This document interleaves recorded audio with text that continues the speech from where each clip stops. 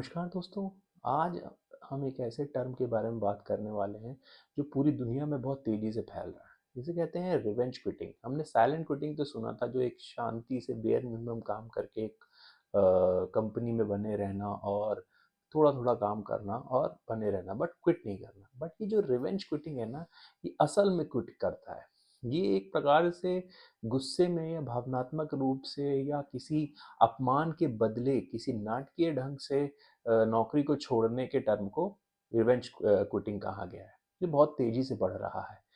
लेकिन ये क्यों बढ़ रहा है, इसकी क्या ज़रूरत पड़ी, चलिए जानते हैं इसको। रिवेंज क्विटिंग बेसिकली हमने देखा है कि जब कोई कर्मचारी बहुत गुस्से में होता है या किसी काम तले दबता है या प्रोजेक्ट मैनेजर से बात नहीं होती या अपने एम्प्लॉयर से खुश नहीं होता, तो वो उसके जवाब में एक तीखे ईमेल के द्वारा या किसी तरीके से वो क्विट कर देता है, रिवेंज लेता है। एक भावनात्मक रूप से किसी अपमान के बदले वो जवाब देना चाहता है कि मैं इससे खुश नहीं हूँ। इसका देखा गया है कि अमेरिका और यूरोप में बहुत तेज़ी से कोरोना के बाद वायरल वीडियोज़ आए और तीखे ईमेल मैनेजर्स को दिए गए, जिनके हमने कई न्यूज़ में ये देखा है कि लोग नौकरी छोड़ते हैं। 2018 में ये बहुत तेज़ी से था, लेकिन 2021-22 में कोरोना के बाद ये बहुत तेज़ी से और बढ़ने लगा, जहाँ पर स्पेशली सोशल मीडिया में जो लोग थे, स्पेशली युवा, वो बहुत तेज़ी से इसको छोड़ने लगे। वो इसका कई कारण देते थे, जैसे कि वर्क फ्रॉम होम ना मिलना अचानक, वर्क फ्रॉम होम बंद हो जाना, या एकदम आइसोलेशन में चले जाना वर्क फ्रॉम होम के कारण, या एकदम से तब्दीली है ना वर्क फ्रॉम होम से ऑफिस के रूप में, या उनका प्रेशर होना, प्रेशर फील करना, या डिमोटिवेट फील करना। बहुत सारे कई कारण बताए गए वीडियो में, जिसके कारण युवा इसमें बहुत तेज़ी से रुचि ले रहे थे कि रिवेंज क्विटिंग कर रहे थे। लेकिन अभी क्या ये सही है? क्या ये फ़ायदेमंद है आगे चल के? चलिए ये समझते हैं। तो ये देखा गया है कि ये छोड़े क्षणिक या थोड़े थोड़े समय के लिए ये तो अच्छा माना गया है, लेकिन ये आपके करियर पे प्रभाव डालता है। ये उतना सही नहीं है। आपको क्षणिक सुख तो देगा कि आपने क्विट कर दिया, आपको फ़ील रिलैक्स्ड होगा, बट ये आने वाले आपके जो करियर में उसमें प्रभाव डाल सकता है। जैसे आप बार-बार अगर कोई जॉब छोड़ेंगे, तो जो सामने वाला कंपनी होगी वो पूछेगी कि आप क्यों छोड़ रहे हैं? ये आपके करियर पे भी एफिशिएंसी को भी दिखाता है कि आप एफिशिएंट नहीं थे पुरानी कंपनी में। तो मेरे हिसाब से ये एक फ़ायदेमंद तो सौदा नहीं है। चलिए ये समझते हैं कि इसका इसका विकल्प क्या है, कि हम अगर ना भी छोड़ें तो क्या हो सकता है। तो हमारे हिसाब से तो ये होना चाहिए कि हम अपने एचआर से बात करें छोड़ने से पहले, या किसी मैनेजर से बात करें या किसी से बात करें, और ये जानें कि हमारी जो भावनात्मक या गुस्से में जो चीज़ हम करने जा रहे हैं, क्या वो जायज़ है? ये आपको अपने परिवार, अगर आपका परिवार है तो आपको उसके बारे में सोचना चाहिए। या बहुत सारे जो रीज़न हैं, आप एब्रप्टली अगर किसी नौकरी को छोड़ते हैं या गुस्से में छोड़ते हैं या रिवेंज लेते हैं कि नहीं मैं तो छोड़ दूँगा, वो सही नहीं है। अब इसके इसके विकल्प में ये देखा गया है कि इसका प्रभाव छोटी कंपनियों में और बड़ी कंपनियों में किस तरीके का रहा है। तो छोटी कंपनियों में तो वो लोग जिनका अच्छे स्किल्स हैं, उनके लिए छोटी कंपनी में बहुत वैल्यू है, जिनकी कंपनी, तो उन छोटी कंपनियों में बहुत ज़्यादा इम्पैक्ट पड़ता है।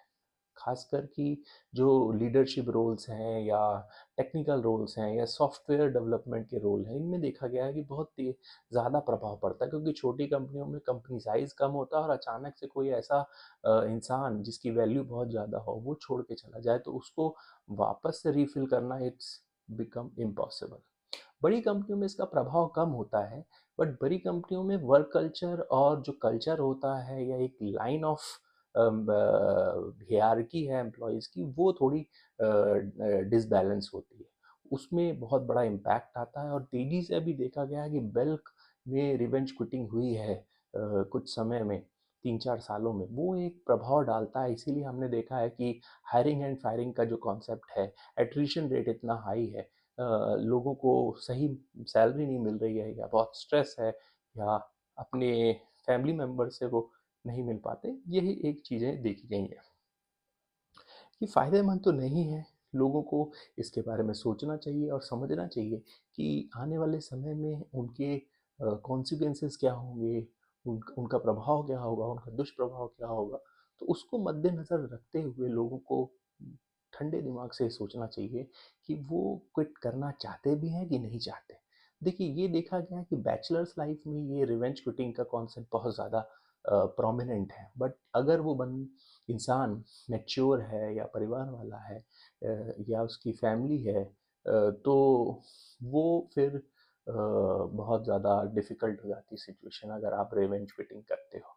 तो ये कॉन्सेप्ट है तो बड़ा इंटरेस्टिंग, कुछ समय के लिए आपको अच्छा लगेगा, but in the long run it it will make your life hell.